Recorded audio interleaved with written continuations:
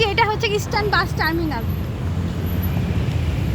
এই পাতায় যেতে হলে বাস টার্মিনাল থেকে টিকিট কেটে তারপর পাতায় যেতে হয়।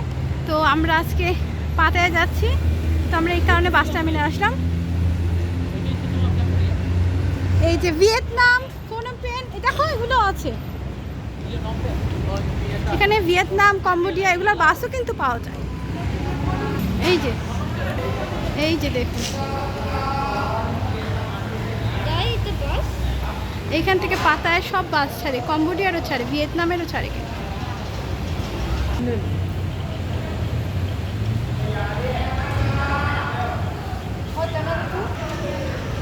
এই যে পাতায়ের জন্য আমরা টিকিট কেটে নিচ্ছি। এইখান থেকে পাতায় নিচ্ছে হচ্ছে 119 বাত করে পার পার্সন, 119 বাত।